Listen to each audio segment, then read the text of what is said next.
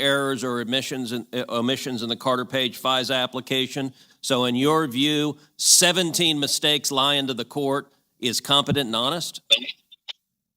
Well, I've read the report. I don't believe he concluded there were lies to the court, but there are significant and important failings in the way in which the Carter Page FISA was prepared and renewed. All right, Mr. Comey, let's go directly to lies. The Inspector General report concluded that Mr. Klein-Smith, an attorney who worked for you in the FBI, deliberately altered an email. He had emailed the CIA to ask if Carter Page was a source. The CIA came back and said, yes, he was a source. And Mr. Klein-Smith, your lawyer, altered that email to add the words, not a source, to make the email say precisely the opposite of what the CIA said. And that fraudulent document was then used as a basis for a fraudulent submission to the FISA court. You believe that is honest and competent, Mr. Comey? I don't believe you've offered an accurate summary of the Horowitz's findings. Mr. Comey, I have the report right in front of me. Page 254 describes how the lawyer, specifically the words, and not a source, had been inserted in the response, directly reversing what the CIA says. Was it practice in your FBI to fraudulently alter evidence that you submit to federal courts? It was not the practice in the FBI to fraudulently alter anything that's presented to federal courts. Well, it is difficult to say that an investigation that featured fraudulent evidence is competent and honest. But let's move on to something else. The predicate of much of this investigation was the Steele Dossier, which has now been totally discredited as garbage. When did you learn that the Steele Dossier was being funded by the Democratic National Committee and the Hillary Clinton campaign? Again, I believe your predicate is inaccurate, but I first learned of the Steele Dossier in late September of 2016 and understood that it was funded by political opposition to President Trump, or candidate Trump. I didn't know the specifics of which part of the opposition, but I knew that it was political opposition research funded. When? When did you learn that? I think about the time I was briefed on it, so about the same time, probably third week of September. So you were personally aware that the political opposition, whether the DNC or Hillary Clinton or whatever campaign bucket it was coming from, it was the opposing party that was funding it. You were specifically aware of it in September.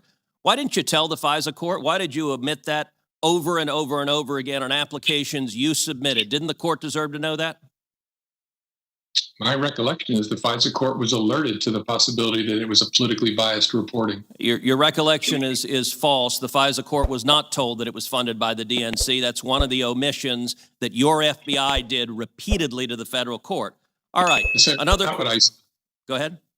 That's not what I just said. So what did you just say?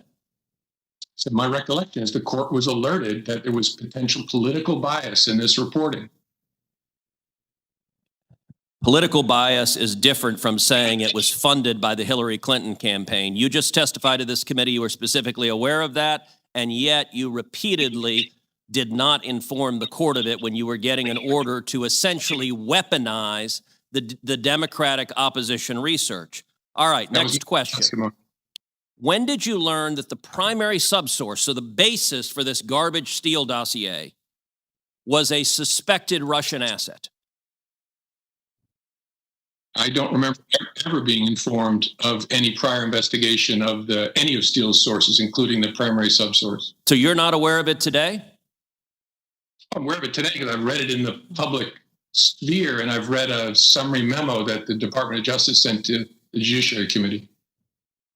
I would note the primary subsource was subject to FBI investigation, a counterintelligence investigation from 2009 to 2011. And I will read some of what the investigation was. The primary subsource approached two individuals who were about to enter the Obama administration and indicated that if, quote, the two individuals at the table did get a job in the government and had access to classified information and wanted to make a little extra money, the primary subsource knew some people to whom they could speak. Is trying to recruit spies against the U.S. government. You have a Russian agent that is the basis for an FBI investigation. And the FBI is the one who had investigated them. Your testimony is you didn't know. Did it occur to you to ask? Did you ask any questions or do any due diligence on this at all? I don't remember anything about the facts that have been revealed recently about the subsource.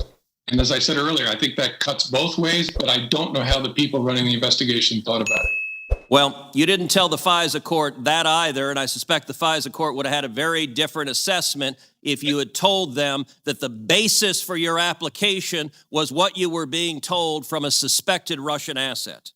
All right, let's shift to another topic. On May 3rd, 2017, in this committee, Chairman Grassley asked you point blank, quote, have you ever been an anonymous source in news reports about matters relating to the Trump investigation or the Clinton investigation? You responded under oath, quote, never. He then asked you, quote, have you ever authorized someone else at the FBI to be an anonymous source in news reports about the Trump investigation or the Clinton administration? You responded again under oath, no. Now, as you know, Mr. McCabe, who works for you, has publicly and repeatedly stated that he leaked information to the Wall Street Journal and that you were directly aware of it and that you directly authorized it.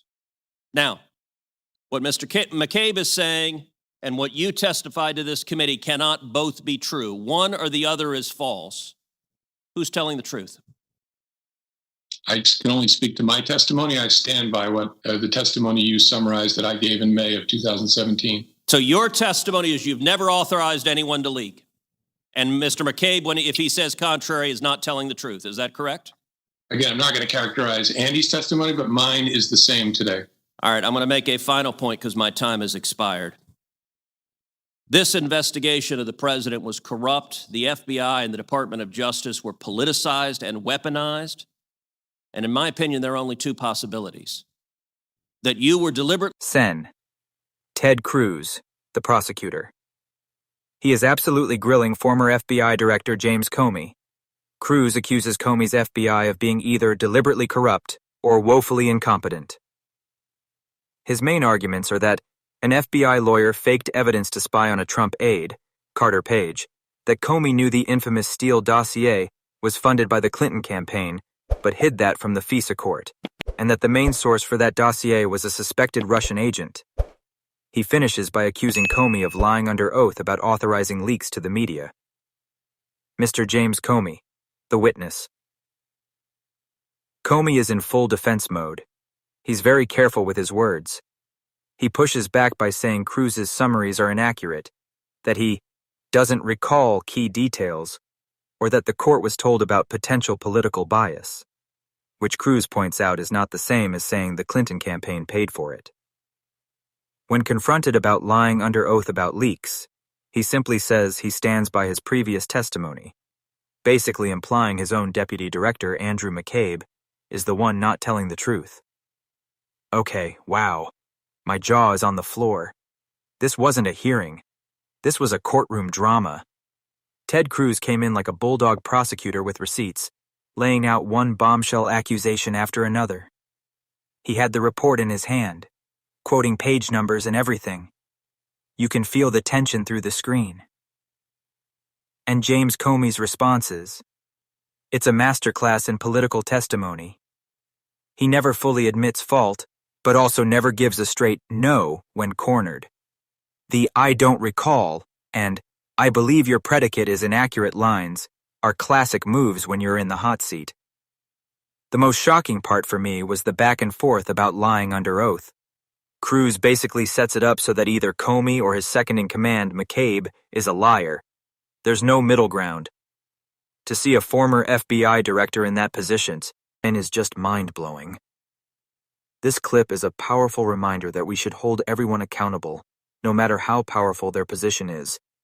It's easy to get lost in the political finger-pointing, but at the heart of this conversation are some very serious questions about the integrity of our institutions.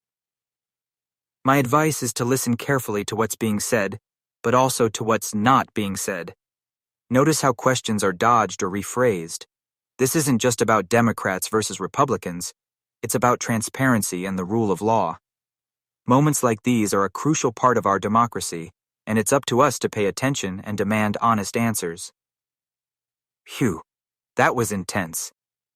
What was the most shocking part of this exchange for you? Do you think Comey was being evasive, or was Cruz being unfair? I want to hear all your thoughts in the comments below. If you appreciate breaking down these high-stakes moments, please smash that like button and subscribe to my Shock Filer. You don't want to miss the shocking content we have coming up. See you next time.